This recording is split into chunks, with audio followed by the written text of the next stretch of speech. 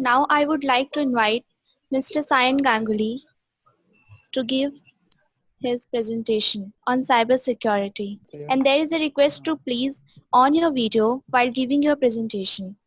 good afternoon everyone. Today I will be presenting about cyber security and little bit of ethical hacking. So I will start sharing my screen. First we will start looking into what the things we will discuss.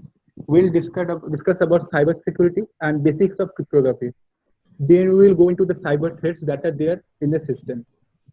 Then we will discuss about little bit of ethical hacking and its history. Then we will be talking about Kali Linux, which is a famous tool for ethical hacking and penetration testing.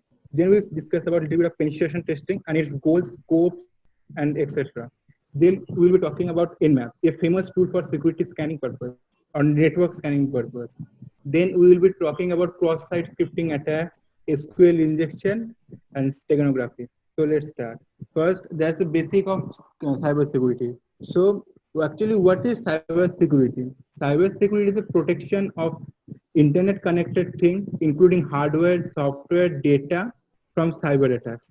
So cyber security provides our system is kind of security to against the any kind of cyber attacks that can affect our system. So why cyber security is that much needed? We are currently living on the edge of technology and we use data. So this data can be often stored in the cloud, and this for the hackers, this is actually golden age that they can access so many access points by public IP address, constant traffic is there, and also tons of data to exploit. So thus we need some kind of security or security measurement to tackle those things. So now I will be talking about actually what are the things that cybersecurity protects us from. Cybersecurity protects us from unauthorized modification. And like any hacker gets into our system and modifies our files, and then any unauthorized deletion, same as the modification, just deleting the files. Then unauthorized access. Unauthorized access means getting our credentials and logging into our system. Now there comes the CIA triad. CIA triad is basically called the three pillars of cybersecurity. These are confidentiality, integrity, and availability. So for a cybersecurity, we provide this kind of three pillars. So first comes cybersecurity, confidentiality. Cybersecurity provides a confidentiality to a user that their all the confidential details are safe with the system. And integrity means that their system is continually maintained and that no attack will be done if the system is perfectly maintained. The cybersecurity also needs to be available to the user. So like any DOS attack or something like that won't happen. I will be talking about DOS attack and later. Now comes to steps to fix. Let us assume a condition where we are actually facing a cyber attack. So as a security analyst, we have to first identify the problem, like what kind of cyber attack it is actually. Like, is it some kind of malware or some kind of password attack or anything else? So as a security analyst, first we have to identify the kind of attack. Then we have to analyze the attack. I mean, within a network, there can be many systems. So basically, which system is actually infected, and within the system, which part is actually infected. That is another step to fix the problem. After locating the part of the system that is infected, we have to treat the system, like patching the system, creating a version of the system that is secure from the threat, and then releasing the version. Now we will be talking about the calculation. This actually the steps that I talked about will be done mainly calculating the three factors. These three factors are vulnerability, threats, and risks.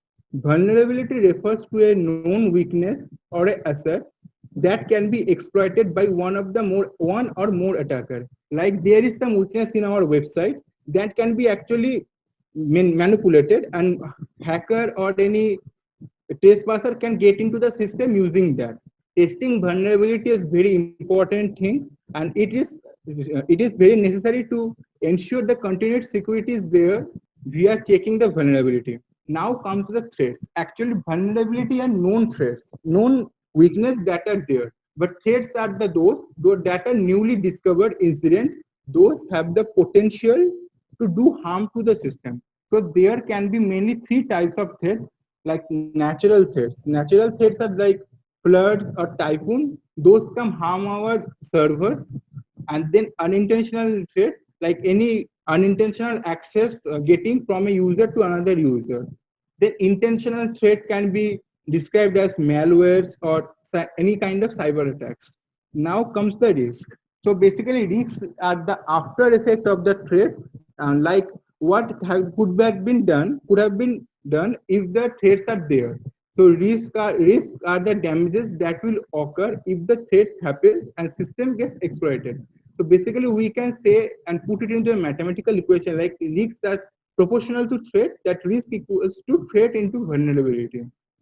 Now let us assume a condition, how actually cybersecurity works. Now let us assume in an organization a user is on the leave and somehow his account gets hacked, like his username and password is accessed and a hacker gets into his profile. So there is a system called user behavioral analytics system, which will check for the every user that are there in the organization and check if everything is fine or not. That particular system will look into that user's account that or the victim's account and see that there is some kind of malfunction there or some kind of data mishandling. So it will foreign send and give an alert to the security information and event management system. Then security and event management system will look into the user directory where it can actually see that actually the victim is on the leave and not using his account. So it can pass the message to intelligence software. Then the intelligence software will run many type of codes where it will generate a playbook. So what is the playbook actually? Playbook is a piece of record where we have the all the information that are happening in with the incident and the things that is needed to be done. So this playbook will be given to the security analyst. So what will the security analyst do? He will look into the playbook and check for the vulnerability and weakness of the system. First, he will try to track the system that has been hacked. So after he tracked the attack and tracked the system, he will patch the system using some social engineering or something like that, and then recover the system. Now, after the talking of basic cyber security, we'll be talking about cryptography. So basically, what does cryptography mean? Cryptography is a practice or study of techniques for securing communication channel and data over a data. So actually, that is like for an example, me and Shantan sir is talking through a data channel, like we are texting each other, and there is someone in the middle, a man in the middle who is somehow hacked into our channel and seeing all our chats. So basically, just for an example, if I put hello to Shantan sir, he gets the message and twisted the message like give me 100 rupees and then send it to Shantan sir. As Shantan sir receive the message, he will send the rupees to the particular bank account that is the account of the man in the middle. So man in the middle gets the 100 rupees. That is how the conversation can be twisted. So there comes the cryptography part that is very important to secure us from this kind of thing. So basically in cryptography, what we are doing, we first changing a particular plain text into a numerical value. Then this numerical value and a particular encryption key are used as a parameter for a particular encryption algorithm. And then this encrypted message is called enciphered text. Will go through the network and go to the receiver part, and then there is also a decryption algorithm, and in the decryption algorithm the decryption key and the enciphered text will use as a parameter, and then comes the numerical value which will be then transferred to the plain text, and then the receiver will get the perfect message. So basically cryptography can be classified into two parts mainly: asymmetric cryptography and symmetric key cryptography. So as I talked about the decryption and encryption key. In the symmetric key, the encryption and decryption key are similar, but in asymmetric key cryptography, there is two pairs of there is pair of keys, like a private key and a public key. Then symmetric key and cryptography will be divided into two different parts, that is classical and modern. Classical can furthermore divided into transposition cipher and substitution cipher, and modern can be divided into stream cipher and block cipher. I will mainly focus on the classical techniques that are there for cryptography. So first I will be talking about transposition cipher. So for an example, as you can see, there is a message is hello world. So H and A are in one first column, E and L in the second column, L and L are in the third column, and so on. So basically in transposition, we just shift the columns, and so the message is twisted up. Like first column goes into the position of fourth, position of second, fourth comes in the position of first, and so on. Then the message is become L H O E L A L L. This is something that is ununderstandable. So this is how transposition cipher is working. Now comes to substitution cipher. Basically, substitution cipher is kind of many kind of thing. As an example, we can say scissor cipher. In scissor cipher, we actually divide the letters into two parts. Like A to M is one block, and M to N to Z is another block. And then A can be interchanged in the position of A and vice versa. So for an example, as you can see in the screen is hello everyone. There is first letter is H. So as the table, H can be replaced by which? H can be replaced by U. E can be replaced by R. And there is the process of encryption, and finally the message enciphers into something that is completely unreadable. So that is how substitution cipher works. Now move to the cyber threats. That is our second topic. So first, I will be talking about mainly cyber threats that are there. So I will start with the malware. So what basically is malware is? Malware is a piece of code that can be inserted into system and do some malfunction in the system. Malware can be divided into three parts: virus, worm, and Trojan horses.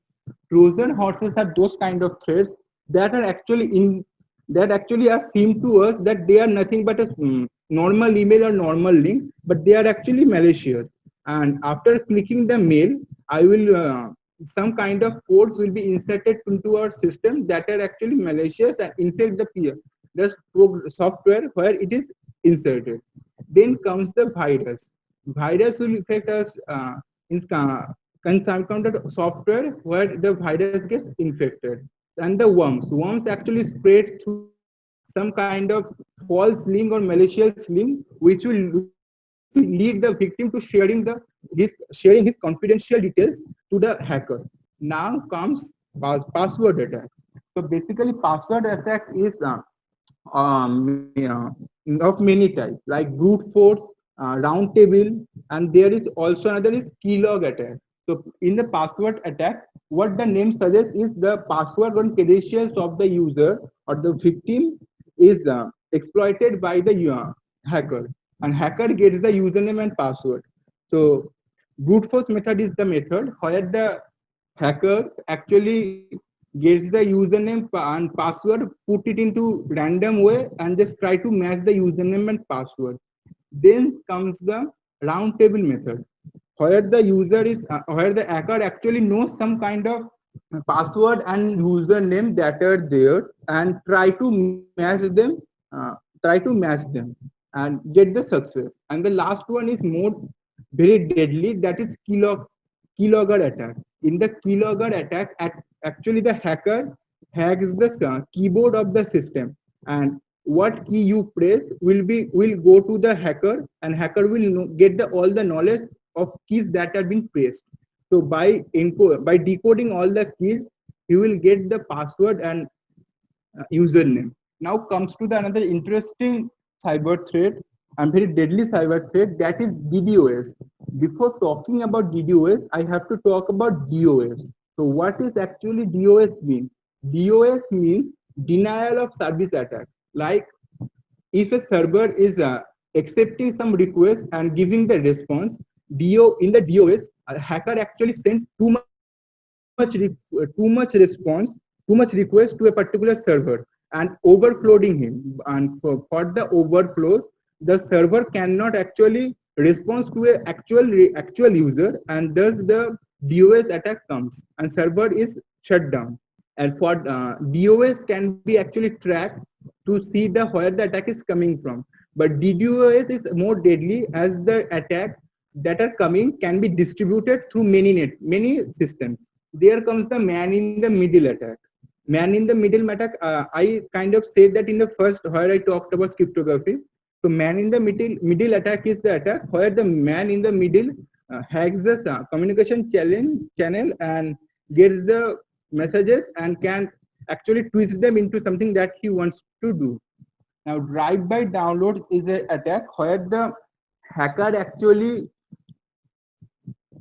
user is actually get to download a particular software or particular application that is malicious, and by downloading that software, the any threat or any malfunction gets into his computer or his system. There is adware. We can see many ads in a particular website or something like that. So that is a cyber threat.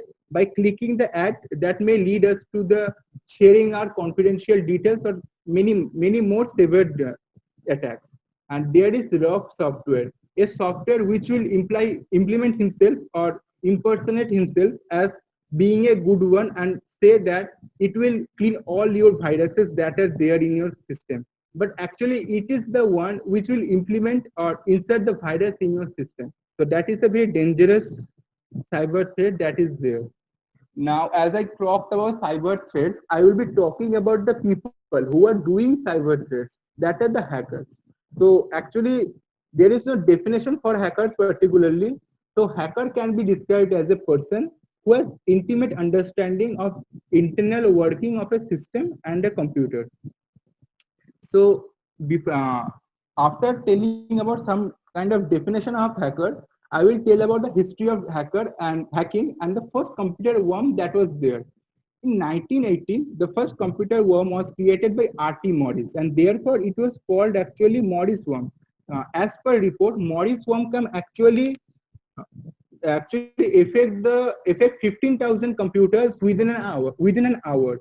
So that was very deadly worm, and actually the creator who actually created the one said that it was created to highlight security flaws, and the worm worked by exploiting vulnerabilities of the unique SendMail feature and exploiting the weak passwords. Now there is mainly three type of hackers. First, I will be talking about white hat hackers. So white hat hackers are the hackers who breaks into the system to find the vulnerabilities that are there in the system and then find the aid of the vulnerability and try to fix the system. Then comes the black hat hackers. Basically, black hat hackers are the hackers who breaks into the system with a bad intent and don't have any moral value or something like that. So, and the last one is the gray hat hacker, which we can say mixer of both. Now, gray hat hacker uses the method of black hat hacking or black hat hacker, but has no such kind of bad intention as black hat hackers have. Now I will tell about three type of attack that are there. So first will be defacing. A defacing is basically a attack where a website visual appearance will be changed into something else. This is done by the system cracker who get into the server files and change the file according to what they want. Now I will be talking about buffer overflow.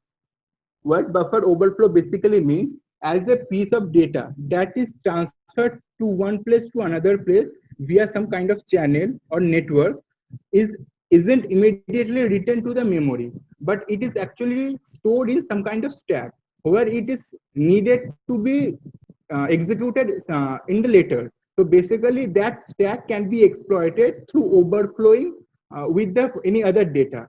once the stack is overflowed, the top of the stack will actually execute it first, and the top of the stack code is actually the malicious code that will execute it instead of the bottom of the stack, the actual code. Now come the denial of services. I talked about it little before. And it is the, as I told, it is the attack where the attacker seeks to make the network or the server unavailable to its actual customer or actual user by disrupting services of the host connected to the internet. It is accomplished by flooding the target with so many requests at a certain time. So legitimate users that are there can't do any request. So I will now talk about reason of hacking. Why people actually do hacking. So first of example is sometimes we do it for fun. Not we actually the hackers. So hacking has some kind of cool or popular among us because of movies or series. So so the hackers sometimes do it for fun. As an example, in the left, you can see that MIT's website is being hacked as an April Fool prank. So back then the MIT website was hacked and defaced and looked like the actually Disney is buying MIT. The few students did that for nothing but fun. Another reason for hack is prove a particular point. Back in the few years back, Bill Gates actually donated some money for the MIT, a particular MIT building, which is WH Gates building.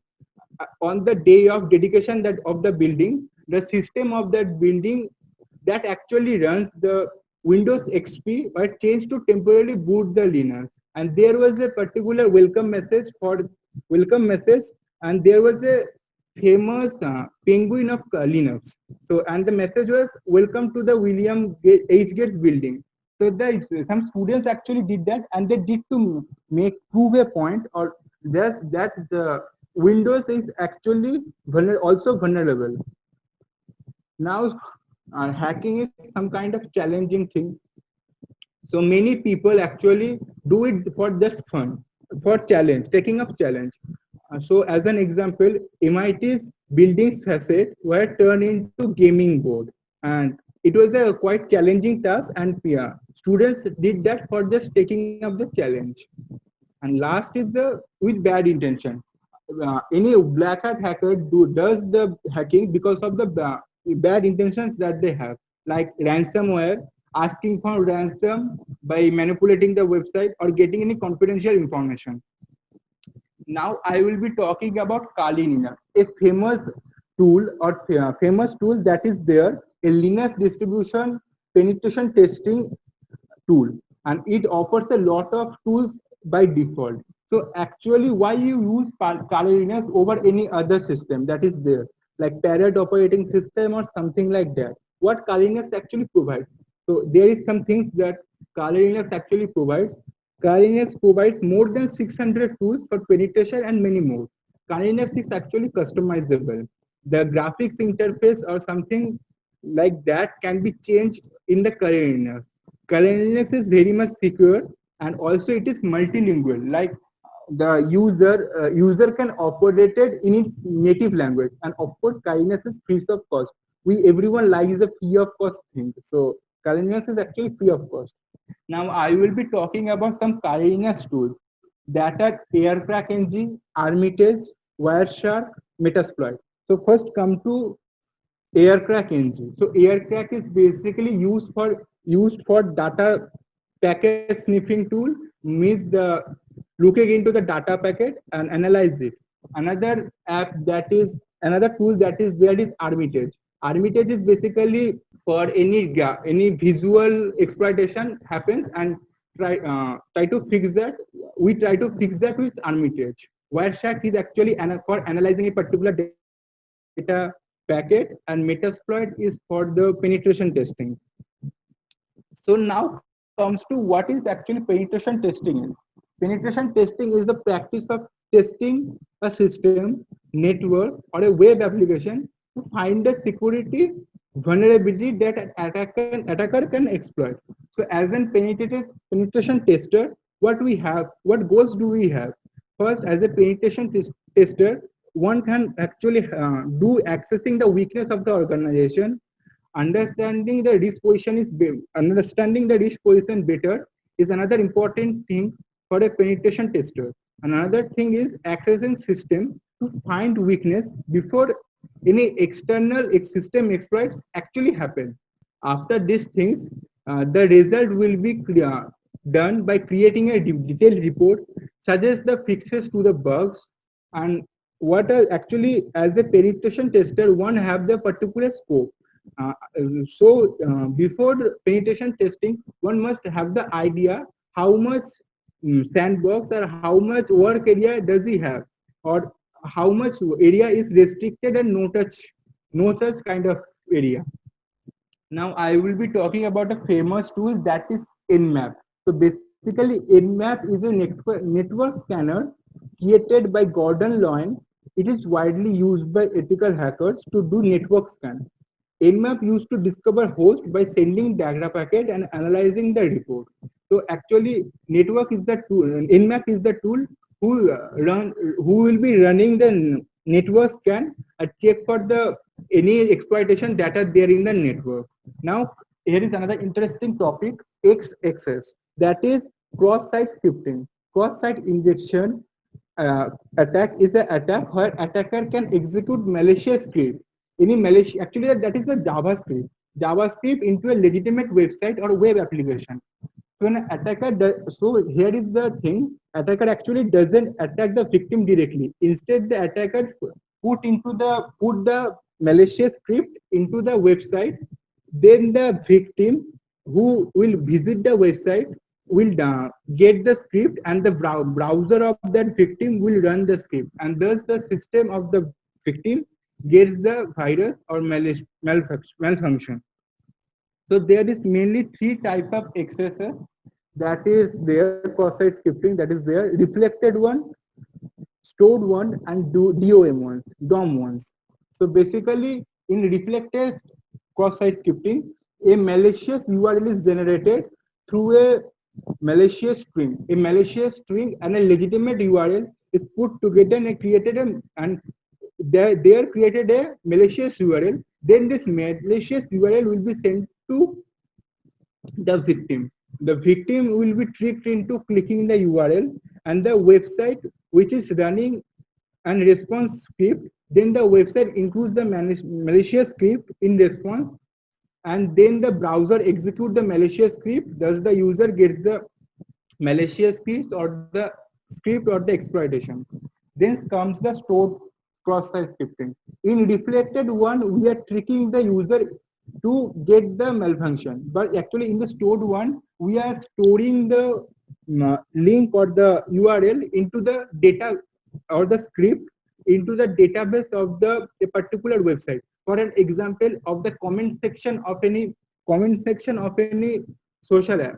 So in a user can't see that actually, but he will be tricked into loading that website, and thus the virus will be executed in his browser and can be exploiting the system. Now comes the most dangerous one, that is DOM cross-site scripting. In DOM, the malicious script is somehow hiding in the inner HTML and can't be found, and there will be no change actually in the legitimate website and the malicious website. The user will be easily tricked into loading the system or loading the website, and thus getting the malfunction. Now there is effect of cross-site scripting. As the cross-site scripting using the malicious JavaScript has the access to all the same object that are there in the rest of the page, including the cookies, that are the session cookies. So using the session cookie, an attacker can actually impersonate as an user and log into the system and breaking into the system. JavaScript, as the cross-site scripting is using JavaScript, and using JavaScript, we can JavaScript and XML HTTP request, we can send arbitrary request to arbitrary destination. That is another harmful effect of cross-site scripting. And last is JavaScript can leverage HTML API by tricking the JavaScript.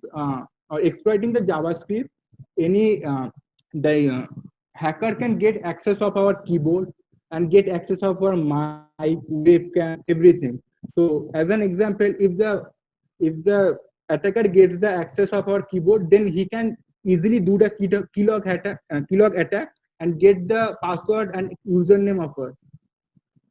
Now, it is very important to prevent the cross-site scripting. So first, uh, as preventing the cross-site scripting, we have to escape the data. Escaping data means taking the data an application has receiving and ensuring the data is secure before rendering it in the end user. And another one is validating the script. Validating input is another thing that is very important to prevent cross-site scripting. Now we'll come to the SQL injection. So the first I talked about cross-site scripting is an example of JavaScript script injection. Now we'll be going to the SQL injection that is mainly attacking the application data driven. So in the SQL injection, the SQL statements are inserted in an entry field, and thus the the malicious SQL that has some malicious SQL code in there will run, and the hacker can actually exploit the system by that. I will be giving the example in the next slide, and that is the next slide. SQL injection can done basis of 1 equals to 1 is 2 condition.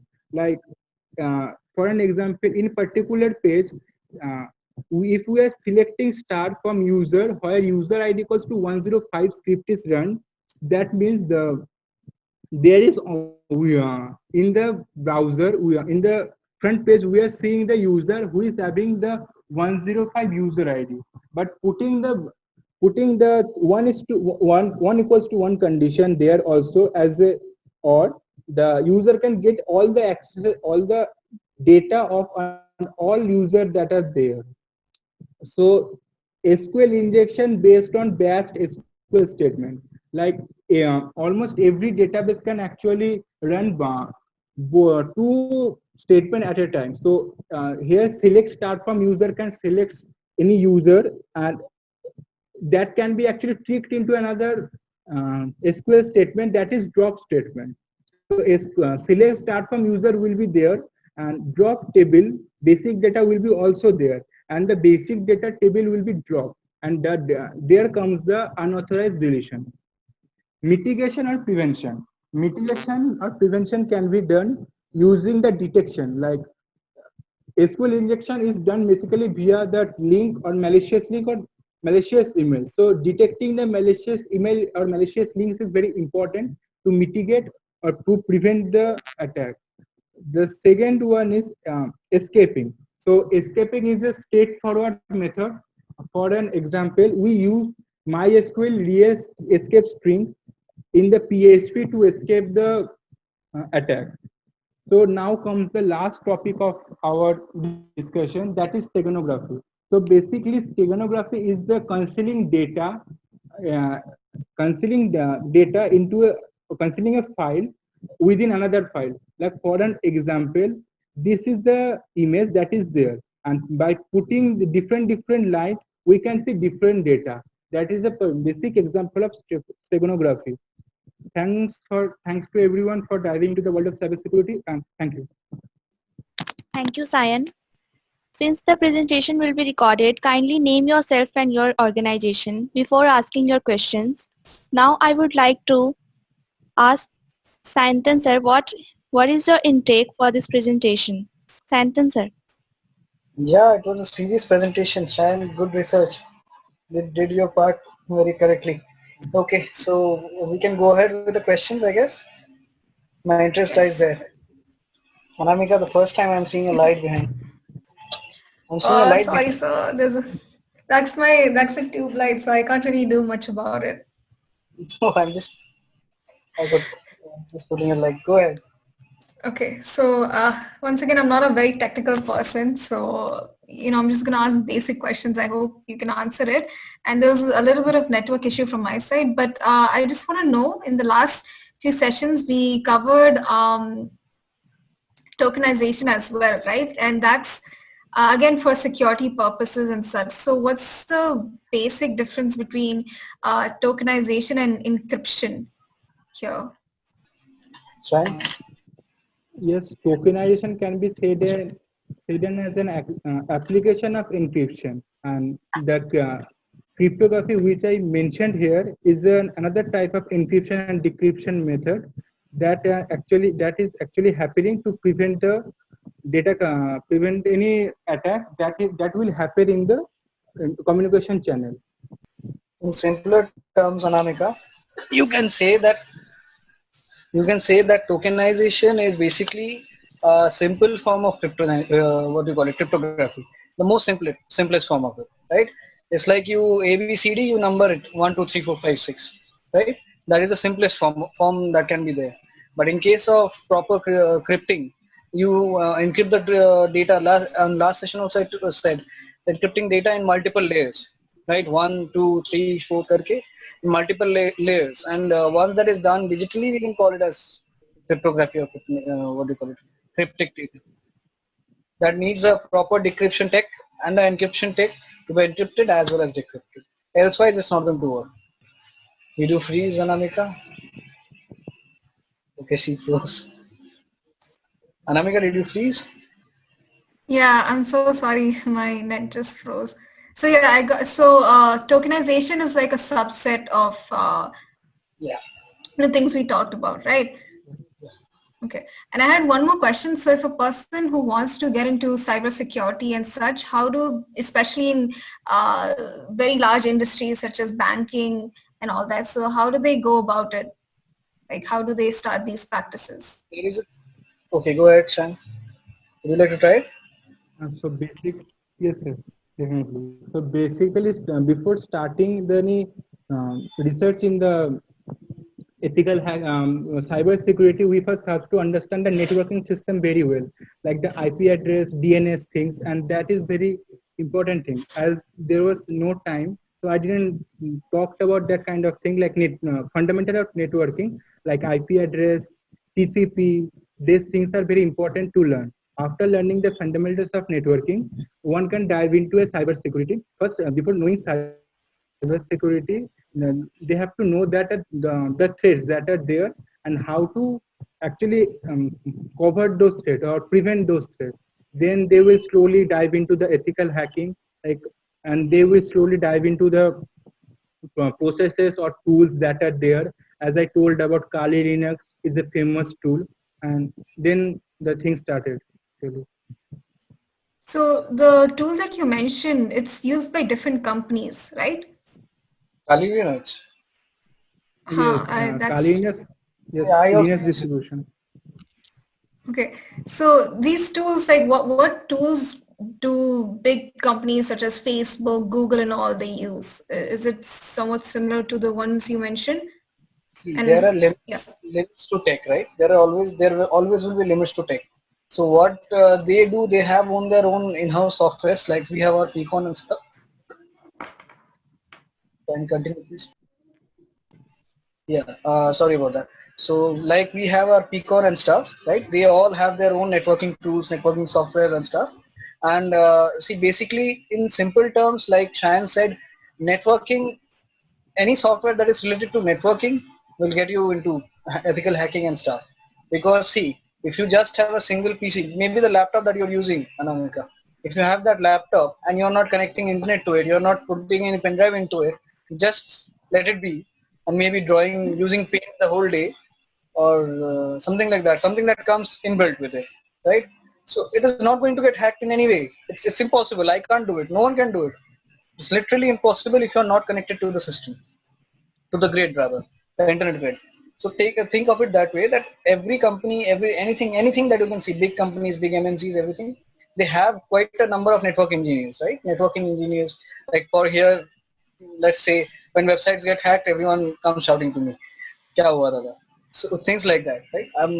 So there are people who take care of it, right? And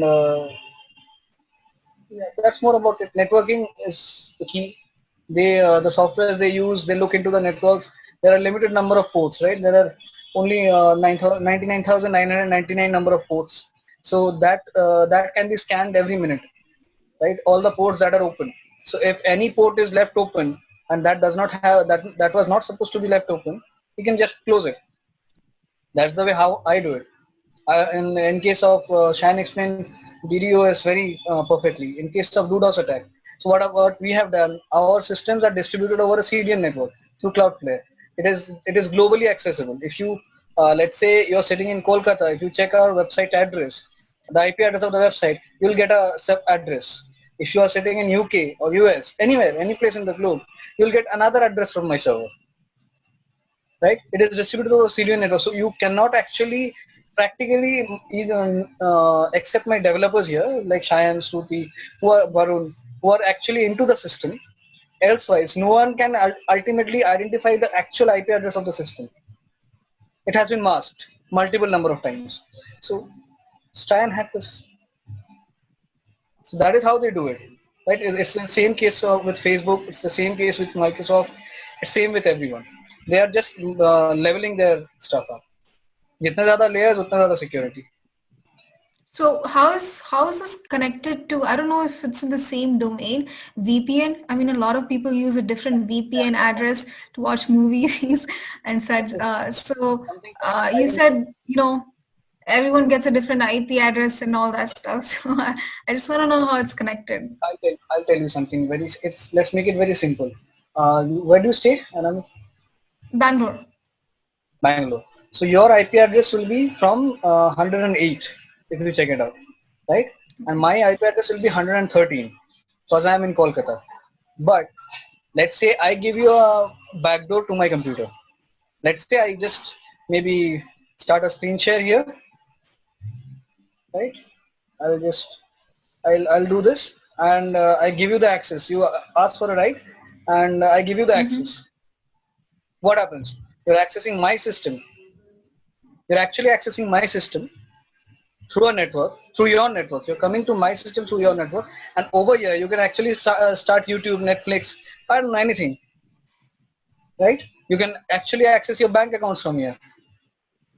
So this is something that is called VPN, right? A virtual private network. Many pockets of networks, let's say based on router. You have a router, right? Small device. So based on the router, every router has a specific IP address. So that router, let's say I give you access to mine and you give me access to yours. We both are exchanging our IP addresses. I am entering your virtual space, your virtual private network as a local computer and using it. And you doing the same with me. Is that visually sound? Yes, sir. I think I got it. In short, you're going to access the overall internet from someone else's computer or maybe someone else's network. That is what is VPC, virtual private client, and virtual private network means. Client so it's pretty dangerous, right? If somebody is doing, it's dangerous using somebody else's computer. That's what I got from it. So if I'm watching a movie, but I'm using somebody else's computer to watch a movie, and it can get you in legal trouble. Yeah, right? Very much. Yeah, only if the person doesn't know. Let's say I give you the access to it, right? So it doesn't matter. The VPNs, those are there available in the market on the websites. They actually sell the access. You connect to us, connect to my network for 15 minutes, you give me $5, something like that. Right? Something like that. So it's like that. But in case of, let's say I access your computer without you knowing, that is illegal. And that is where ethical hacking comes into play, right? Blocking the ports which actually allows me to access your computer. So is it possible to hack a Netflix account? Just asking for reference. Very much. Very much. How so? Can you give tips? See, Netflix has its own bypassing parameters. You can bypass Netflix security in multiple ways. Right? There are every day they are coming up with patches. I'll tell you a funny thing. There is an about section. If you are a subscription holder in Netflix, there is an about section, and you'll see every. I don't know. I check it almost 5-6 days a week. Okay, I am a Netflix user, and every 5-6 days I see they are upgrading their patches, their systems. So they since it's an online media, it has to have some glitches, and they are fixing it every 5 seconds. So see, today, like what Shayan does, literally, let's take an example of Shayan. What he does, he writes some codes, right? And he sometimes goofs up. He writes one code and destroys another one. Sometimes, not always. He actually writes codes very well, but sometimes he does that. So what happens? People get access to something else which they were not supposed to get access to, right? So that is something happens. So Netflix is something like that. So today I give you a strategy. Tomorrow it might fail. Day after tomorrow it might again start working. So something like that. So we should have a session on this. It'll be helpful to college students, young professionals. Okay. Good presentation, Shayan. You're not liking me in sitting here, right? You want me behind the bars or something? So, She wants you to wear a black hat. I'll tell you, in my college days, we had so much fun. Okay, we literally, you see those BSNL boxes everywhere on the road. You're in Bangalore, right? You were supposed to see small boxes, BSNL put up. sure. You see them? You can actually call any phone number from there without paying anything. Yeah. Till now. But So that is a technological glitch which BSNL fixed in 2016. Up till 2016, it was actually, you could make, I personally, with my friends, I used to roam around and jack into any BSNL line and used to call people. We literally used to make fun of people. Right? Ki dada, police theke bolchi. I used to call like I was police. So it was a prank. Though it was prank, but it was completely illegal. So we used to do that. So there was a system flaw. How did they fixed it? These days you see the IMI addresses, IMI numbers, right? Yeah. Previously landlines didn't had IMI numbers, right? Supreme Court passed a circular in 2015, I think September, that every device that is connected to the web should have an IMI number, right? And after that, if you would see that most of the telecom companies actually ruled out landlines. Now you can't get landlines except BSNL. Right? So BSNL, what they did, they gave IMI numbers to all their receivers, and then they connected to the receivers with the network and they joined it. So now if I will be able to tap it, I can receive the calls. I can receive the incoming calls, but now I can't make outgoing calls because it will require IMI numbers, verified IMI numbers. So that is something BSNL did. कौन बोलता है sir? क्या? कौन बोलता है सरकार काम नहीं करता? इतना करता है. So, yeah. Anything more, Anamika? Anyone? Such an interesting topic. You guys are so silent. Adit, Varun, Shubham, questions? Shayan, what is the full form of hacker? What is the full form? What is the full form of hacker? Okay. Now Shayan is googling it up. No. Sir, I learned it when I was in the first year. Full form, I don't know actually. If you Google it, you can get the whole purpose of what a hacker does in the full form only. Like for H, it stands for hide your IP.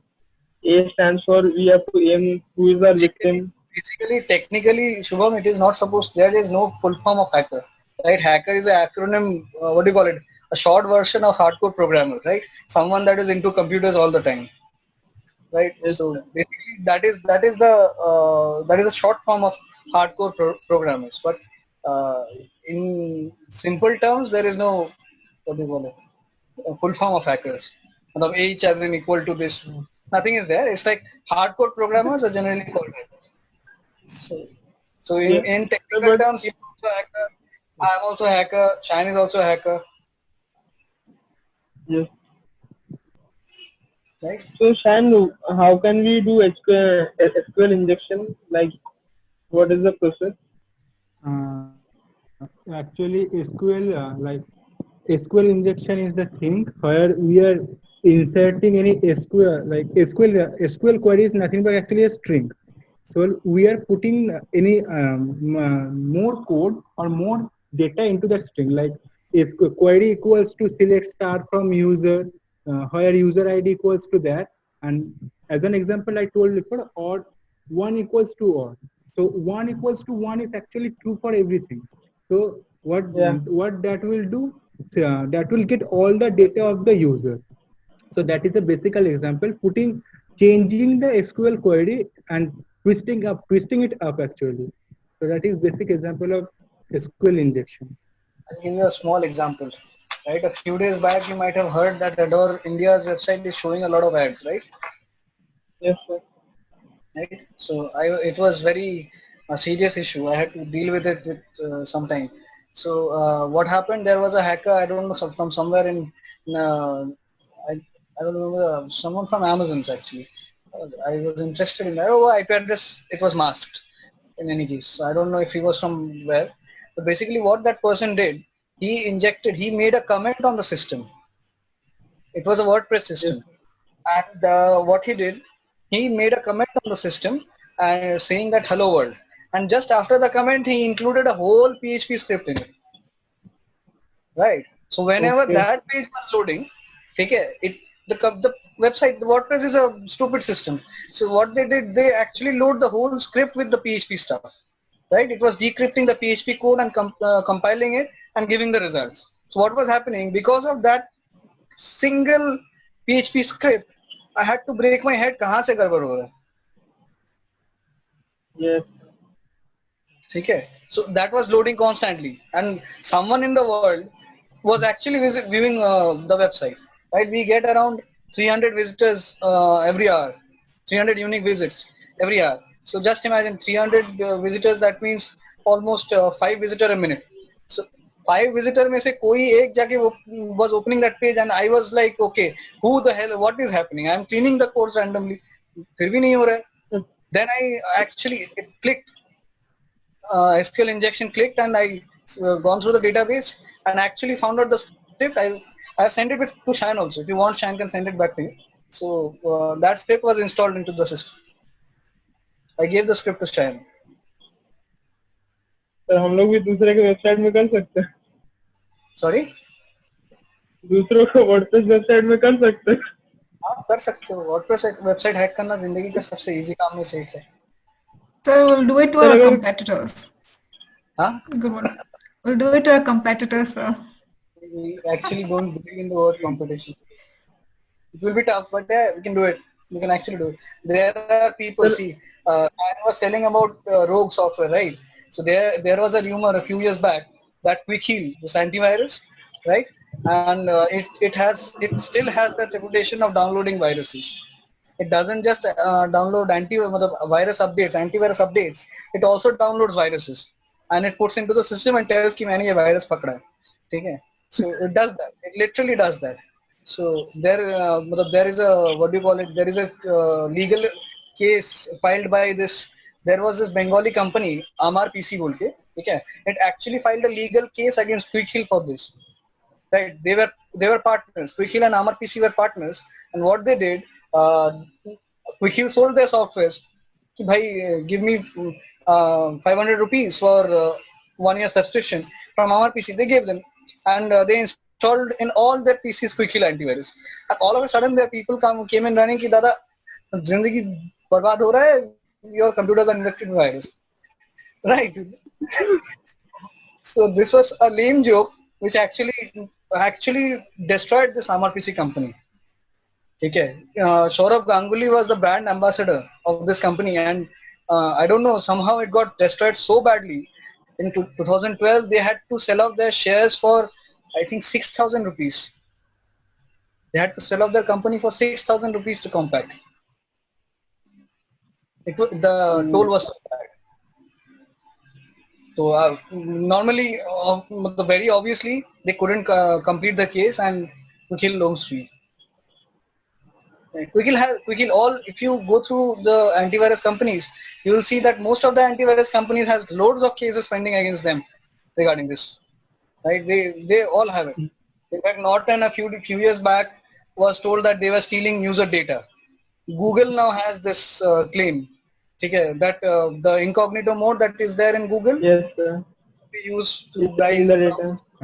some private things, right? So that is also Google is also giving off that data to sell off people, right? So nothing The is safe. best antivirus would be Windows Defender.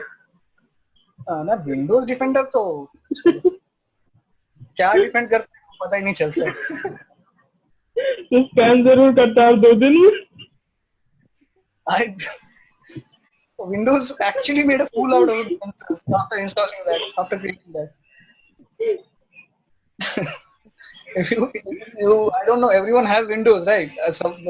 At least 50% of us. So you can just try using that Windows Defender. Once I tested that Defender, I gave it a virus full of pen drive and it couldn't detect anything. Just even it couldn't find one single file and told me that okay, no threats found.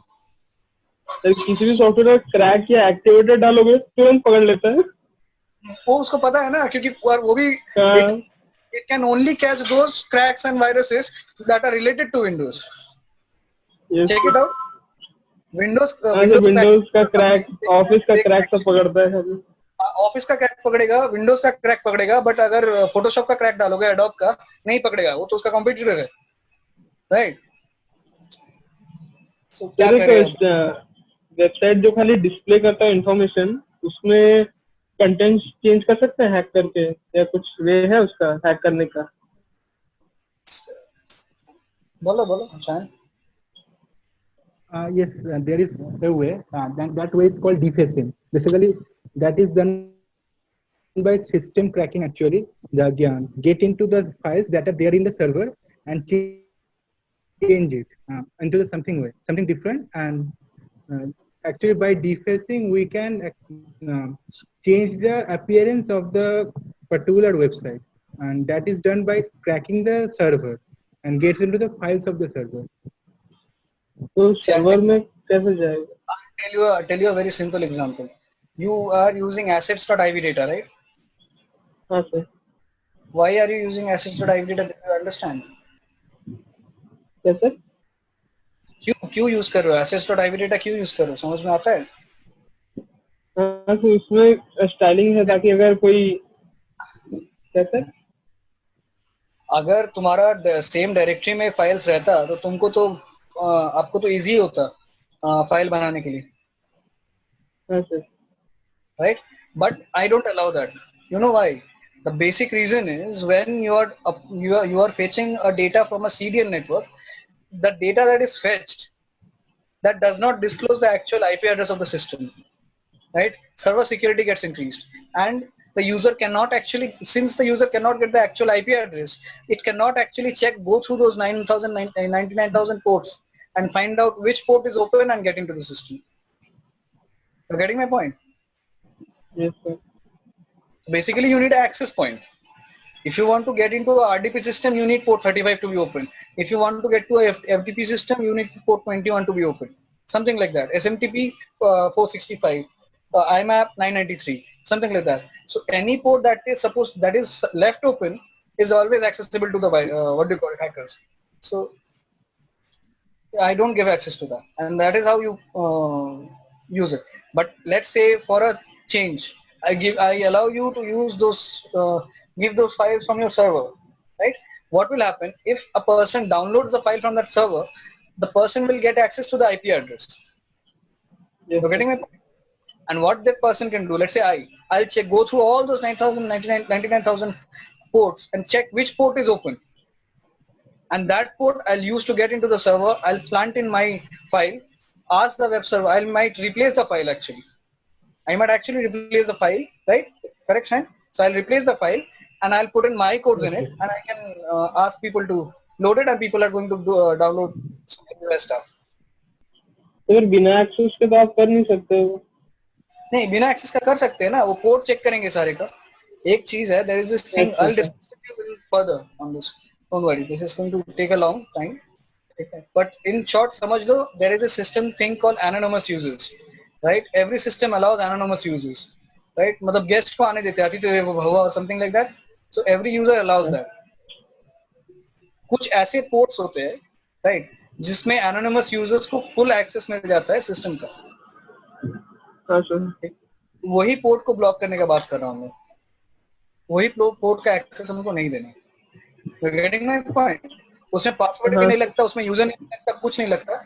I can literally access the network. So I don't know if this topic we can discuss, but how is the cyber security related to the deep web? You do your research, right? And you are a very interesting person. So it's a very interesting topic, and it's a topic that people want to talk about, but we don't talk about it often. Especially, I was thinking how the cybersecurity works in government, right, with all the confidential information that they hold. And then I thought, half of them you can find it on the deep web. So how exactly are these related? I'll tell you in very short languages. Let's say, can you count the number of stars? No. But we can estimate it, right? Yeah. 200 billion to be precise, almost estimate approximately, right? The same is applicable with the number of computers in the world, right? Every computer has a unique IP address, right? Let's say I somehow get the IP address of Narendra Modi ji. Somehow I get the access to it, and at this specific point of time, let's say Narendra Modi ji is accessing, let's say, some nuclear missile codes, launch codes maybe, right? He's accessing from his phone or maybe his laptop or something.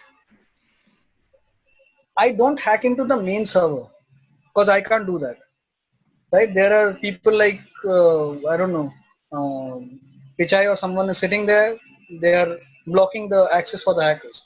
But I can actually get into the system of Narendra Modi ji, because that is like a simple phone bot of the market. You're getting the point? Let's say you buy a MI phone. Which phone? You have a Samsung MI, which phone? MI for now. For now, yeah, it's a made in China brand. So yeah, so Chinese products, if you see them properly, you will see a lot of ads. MI phones, they have a lot of ads, right? So there is a reason the ads are there, right?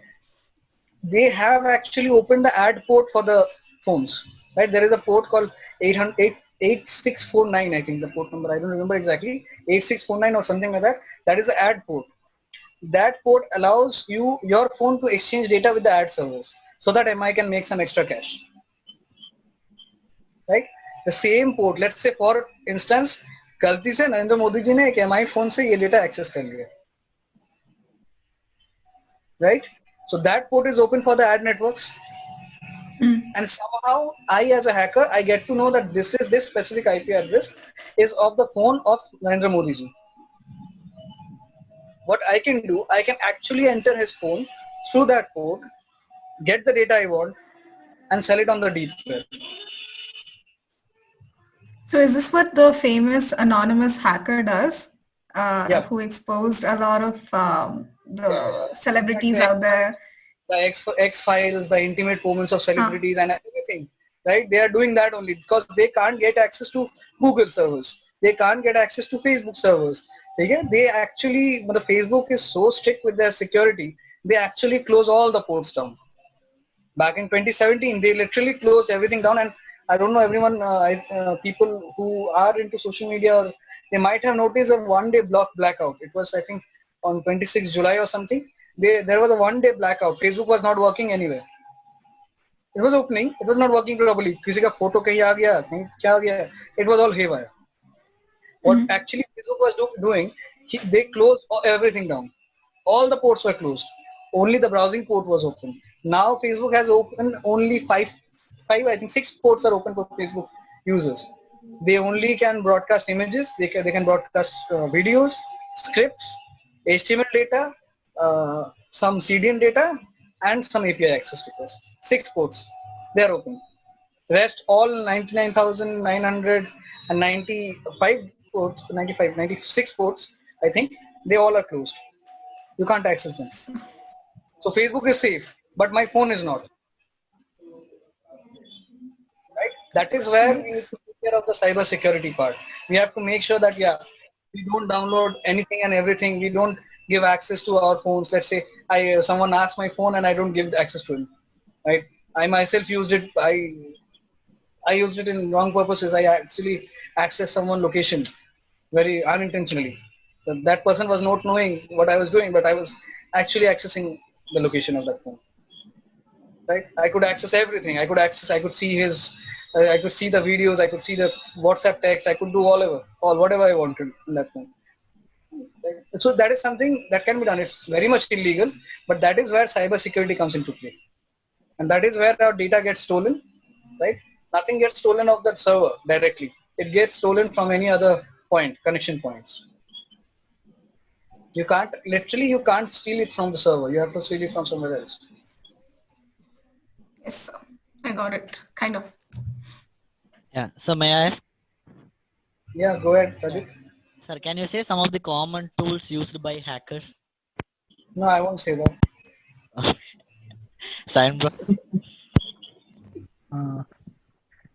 Basically, common tools for hacker, I can tell about tools that are used for the testing or finding the vulnerability that are there. Like I discussed about those, like Kali Linux is the one distribution there, and like there is also Metasploit there and something like that. So that are there actually. Armitage is there.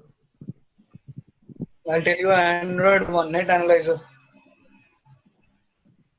You can actually see all the computers that are all the computers connected to your network. You can actually jot down a chart, and all the IP addresses you will find, they are connected somewhere to the system, right? And you can actually hack into a single IP address, a single point of connection. That is called node. Technically, it is called node. Okay, sir.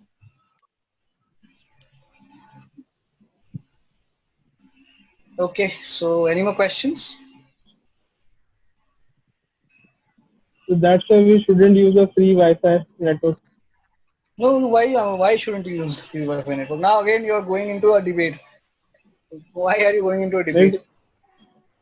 तो hacker लोग free wifi access देते ही हैं ताकि वो network में हम लोग connect करें उनका नेटवर्क में. वो नेटवर्क में कनेक्ट करोगे, but if you are sure that your device is not hackable, then why should you be even bothered? Let's say you take my laptop for example. I have secured it, थोड़ा बहुत ताला वाला लगा के रखा है, so it is somewhat impenetrable. Somewhat. I can't say 100% because I haven't checked all the ports, but yeah, somewhat it is impenetrable. I can assure you that. It's something like that. If you're sure of your system, don't worry. You can go anywhere and everywhere. I actually there is this Park Street में जब free Wi-Fi बढ़ रहा था in Kolkata, there is a Shine might be knowing, there is a place Park Street, right? So everyone might have heard of it. And in Park Street, when Jio initially came, our chief minister announced that you are distributing free Wi-Fi in Park Street. I literally used to sit in Park Street with my laptop to use the free Wi-Fi on the road. There were people, everyone was sitting. Everyone used to sit there, use the free Wi-Fi, and it had super speed, right? I used to do video conferences. I used to do, I don't know, I downloaded so many movies from there. I remember those days. And the connection was so good. Thanks to Jio. Torrent zindabad. Torrent bhi hai. Torrent is technically also a part of the deep web. Technically, but torrent does not expose public addresses. It uses private addresses. If you download a torrent, if ever you download a torrent, there is a thing called seeders, right? You will find all the IP addresses from all over the globe seeding your file. But if you try to access any of the file, any of the seeds, the IP addresses, you will end up seeing nothing. There is nothing, right? So how can there be nothing if it was just now, a second ago it was broadcasting something to me? That is a masked IP address. That is how torrent works. It's a part of the deep web, technically. Yes. So remember we had a session on cryptocurrencies. So what's the cyber security related to that? Like, and you said no one can, remember that guy whose money got stuck in the middle somewhere, right? And people couldn't get it. So yeah, and we were discussing about the security issues related to cryptocurrencies. So the case of cryptocurrency is you cannot actually break the security because see the currency, the exchange, the data exchange that is done let's say I told you can't count the number of stars. You can actually never count the number of stars, because let's say at this specific point in time, in space-time, if there are 100 stars, in just in flick of a second, there will be 5,000 born more. There will be 3,000 dead more, and you now subtract and do the additions. Your brain will go haywire. Arey baap re, kitne tare hain? It's impossible to count the number of stars. It's something like that with the cryptocurrencies. Every second, one or more node is connected to the network, the whole neural architecture, right? It is getting connected, and every second some of them are disconnected. What happens? Let's say you do a specific transaction at this 1637, right?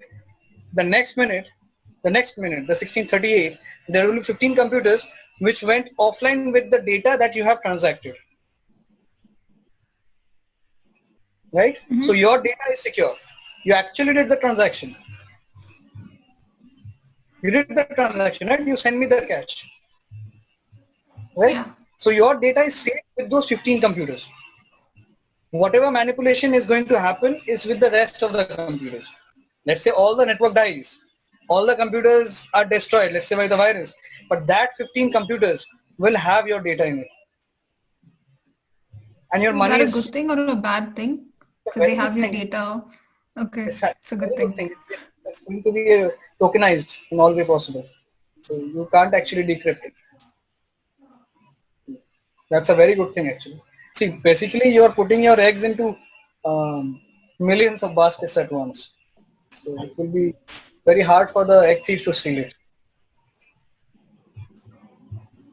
First they have to identify whether it's egg or it's a ping pong ball. Right? Okay. So Vedu, you have been silent today? Sir, Yeah. sir, how can we secure our computer usefully? आपकी तरह? करो ना, देखो ना कितने सारे ports खुले हैं, trace करो, net analyzer तो बताया. Use that, check out which are the ports that are open in your system. Use Nmap, you check out the ports that are open in your system. You close all the ports, right? All the ports, all the doors that can actually give access to your system. Close them out, and then you'll be safer. But don't worry, it's not so easy to hack a system. Vedu, Yes, sir. you're silent the whole time. What happened?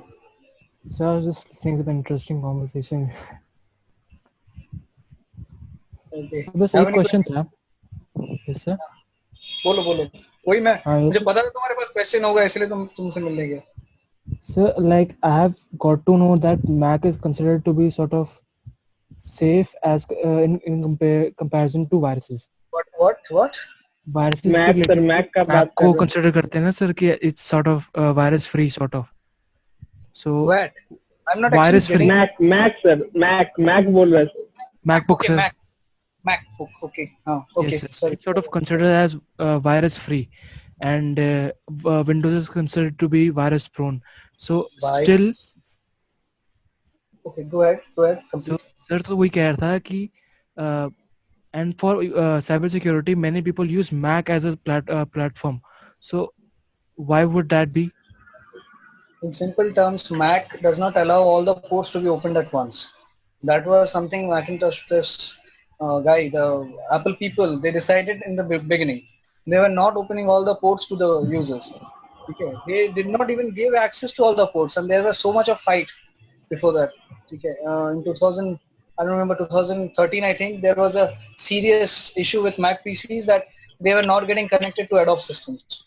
Right? Adobe systems were using something called port mapping technology, and they were not working with it. So that was creating a huge problem. But these days they have been solved, and they are not now working on it. They are opening ports. But because of this, Mac is considered to be secure. But let me tell you something, a virus is not something that is based on an operating system. Right? If you write a code in your computer and it goes rogue, right? It somehow copies your data and sends it to your mail, a keylogger, or maybe something. It is not dependent. It is never dependent on an operating system. It is always dependent on the code, on the script that you write. And if that script malfunctions, it's ultimately a virus. You're getting my point, Vidhu? Yes, I got it. So what happens in Macintosh PCs, basically they have a, what do you call it, separate runtime environment right? So what happens in that, every software is run, right? It is run in a specific runtime environment. So what happens, no software can go beyond that, no, not outside the shell. So it does not harm the main architecture of the system. So that is how Mac is secure, but not, no company can say that my software is 100% secure. Even I build up a system today, I won't be able to say that it's 100% secure, because somehow or the other, maybe one port was left open and hackers can get in.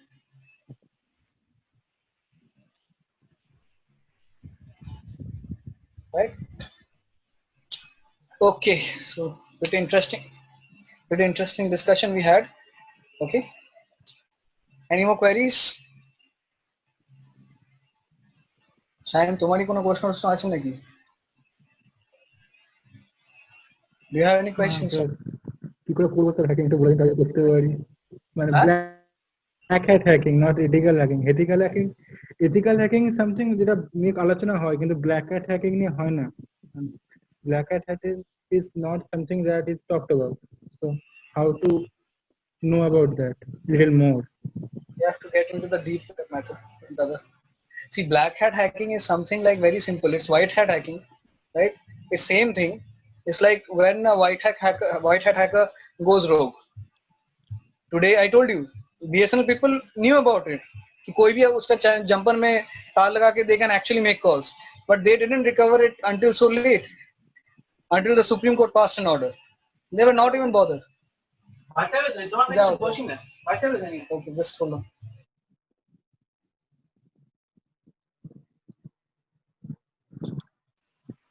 Sorry about that. We are in home quarantine, right? So we can't do much about it. So someone hacked into my video. Let's see. Okay, so yeah, so that is something how it works. So a white hat hacker goes rogue and does something bad out of the box. We learned about the tech. We learned how the BSNL systems work, how calling was made, how TCP/IP was working. We were white hat hackers, right? But we misused it. I misused it personally to hack into someone's phone, right? I did it. So something I had bad intentions. I didn't have bad intentions actually, but I did that. So something like that. So anyone can. It's like the same thing. You have your vision clear and you don't have your vision clear. Shruti, any questions? No, sir. Okay, Shreya, I think we can conclude. Shubham कुछ बोलना है क्या? Conclude करते हैं, ठीक है? Shreya? Yes, sir. Thank you everyone for joining us. Yeah, thank you, Tech Team.